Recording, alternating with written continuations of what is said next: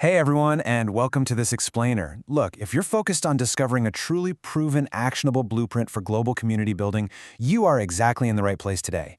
We're going to be exploring a genuinely fascinating framework, and it's derived directly from the writings and institutional messages of the Bahá'í faith. Whether you're a civic leader, a grassroots organizer, or just someone studying how communities actually thrive on a global scale, the source material we're unpacking today offers this highly structured, incredibly dynamic approach to transforming neighborhoods. We're really going to dig into how reflection and action work together. So I want to start off by asking you this big question right out of the gate. What is the actual secret to lasting community building? Really think about it for a second. There's this super common misconception out there that if we just focus on personal betterment, or maybe if we just retreat into quiet, individual contemplation, that somehow society is just going to naturally transform itself. But as we look at our source material today, we are going to challenge that assumption head on. We'll see exactly why personal betterment, when it's isolated from collective action, is simply not enough to create lasting change. To get to the bottom of this, here is the clear, logical roadmap for our explainer today. 1. The passive versus the dynamic. 2. The core concept. 3. The blueprint engine. 4. Global proof. And 5. Your community blueprint. Let's jump right in.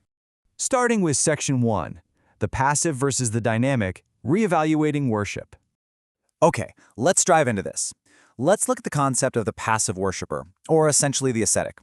According to our source material, worship, no matter how deeply passionate it might be, really can't achieve much if it's completely divorced from social and educational pursuits. The text explicitly states that passive communion only produces meager and often transitory results. It just doesn't last. The alternative? Dynamic service. The source tells us that worship must absolutely be translated into dynamic, disinterested service to humanity. This is what actually targets societal ills. It's a complete 180-degree rejection of isolating yourself from the world. I'd love for you to read this powerful quote with me. Nothing short of direct and constant interaction between the spiritual forces and the energies consciously displayed by those who administer its affairs can possibly provide the necessary agency capable of removing the ills that have so long and so grievously afflicted humanity. That's from Shoghi Effendi. The absolutely key phrase here is direct and constant interaction. True community building requires an active, continuous loop. You've got spiritual communion on one hand and administrative, practical service to humanity on the other. One literally cannot exist without the other if you actually want to cure what ails society. Moving right along to Section 2, the core concept, the Mashri'ql-Adhkár. So the foundational term you really need to know here is the Mashri'ql-Adhkár. It literally translates to the dawning place of the praise of God. And a 2012 message from the Universal House of Justice, which is the governing body of the Baha'i faith, defines it so beautifully. They call it the wedding of two essential inseparable aspects of life, worship and service. Now, I want to stress this point. While this term is often associated with a magnificent physical house of worship, the sources emphasize that it is fundamentally a concept. It is the ultimate union of devotion to the divine and service to the community. They are totally inseparable. You just can't have one without the other in this blueprint. In fact, Abdu'l-Baha, who is another central figure in the faith, described this institution as one of the most vital institutions in the world. Just think about the weight of that statement for a second. Why is it so vital?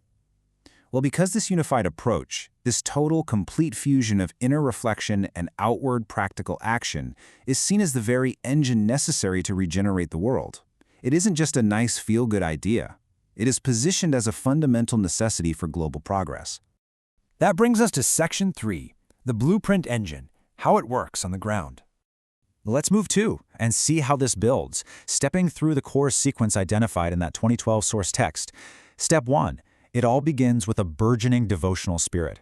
This often finds expression in really simple gatherings for prayer. Then, Step 2, that spirit feeds directly into an educational process.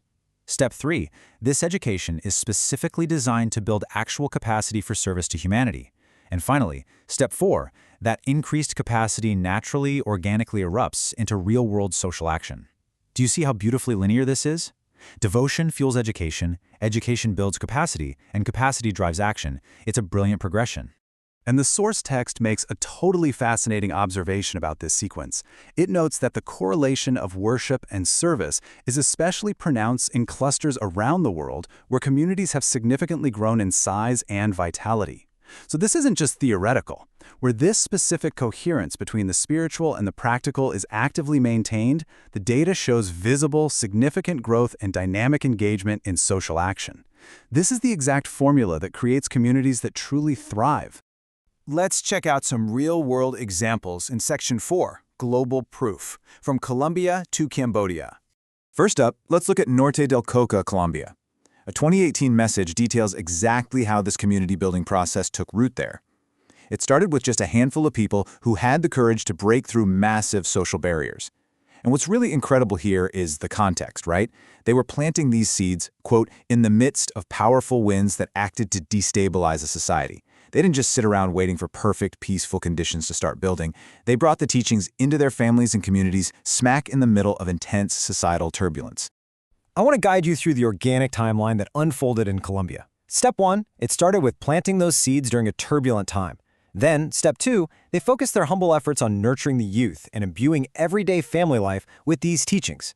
Step 3, that focused effort evolved into a massive educational process that ended up reaching thousands of people. And finally, Step 4, the ultimate fruit of all those labors, the region was honored with the first Bahá'í house of worship in the entire country.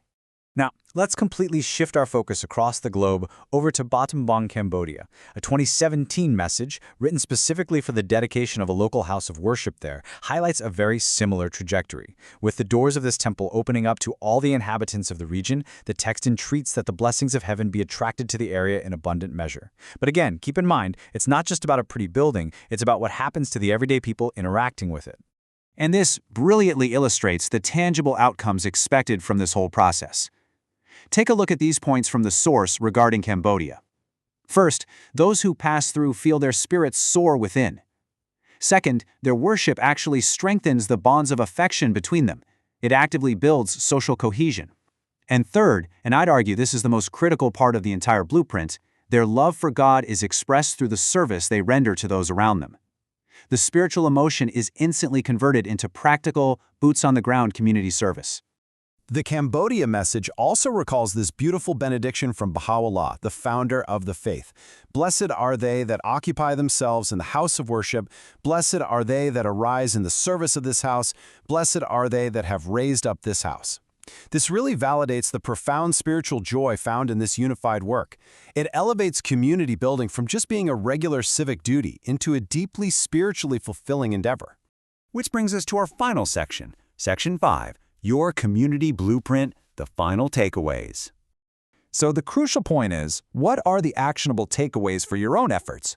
Whether you're a civic leader, a teacher, or just a really passionate neighbor. Your blueprint has 3 main elements. First, devotion. Your on-the-ground application here is hosting simple, welcoming gatherings that fuel community spirit. Second, education. You really must focus on nurturing youth and building their actual, practical capacity to take action. And third, service.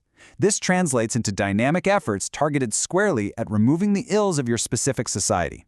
These 3 elements have to operate together in a constant, unbroken loop. And that brings us to the end of our explainer today. But I want to leave you with one final provocative question. How will you fuse reflection and action to transform your own community? We've clearly seen that passive contemplation just isn't enough, and action without a unified spirit quickly burns out. You have the blueprint now, this incredible engine of worship and service, and we've seen it proven everywhere from Colombia to Cambodia. So the challenge is officially yours. How are you going to apply this engine in your own backyard? Think about it, start planting those seeds, and keep learning.